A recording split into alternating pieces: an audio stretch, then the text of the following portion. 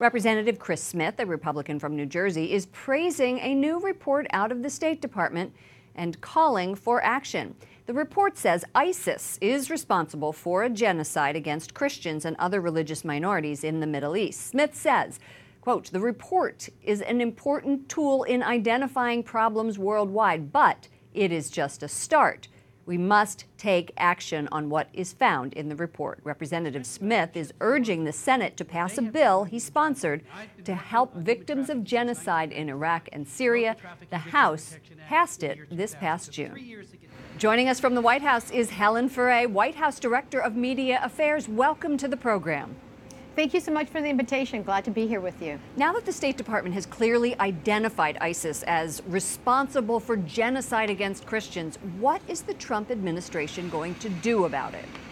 Well, this is an important issue for the Trump administration. If you don't have religious freedom, you're not going to have any of the other freedoms. And religious freedom in particular is one that truly identifies the individual. And we're here to support all individuals. And no one should be denied the opportunity or live in fear because of their beliefs, because of their faith. So when you look at what has happened, and it's so well documented in the case of ISIS and their genocide against the Yazidis, Muslim Christians. There are so many in areas that they have occupied or formerly occupied.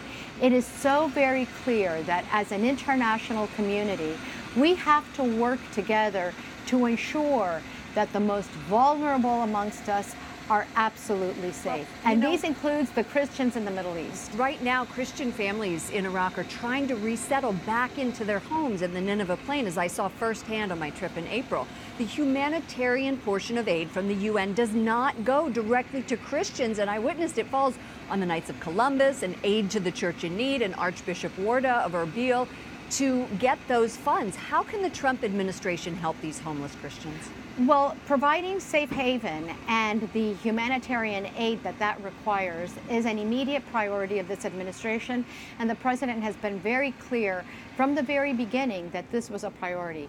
People don't leave their homes voluntarily. They're forced to flee. And when they return, it also helps build a nation.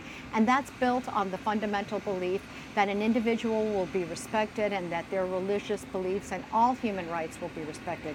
But that requires that we also provide that, particularly that you're identifying the need for humanitarian aid to get to all communities, but particularly those who have been victims of genocide receive the aid and the relief that they need. It's important to reestablish democracy and balance in the Middle East. Of course, you know, some people are saying that Iraq has just forgotten with all of the other crises around the world.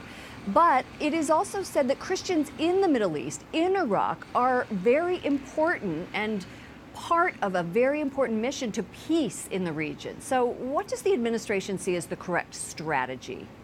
So the correct strategy is going to be to, number one, work with our international partners, specifically the United Nations, amongst others, in order to provide the material aid that these communities need to really have a true safe haven and to be able to rebuild, which is so important. And there's no question about it that the Christian communities, and the president's been forthright, and he's been one of the very few international leaders to speak so clearly about how Christians in the Middle East, in Iraq and in other countries, have been totally victimized and ignored.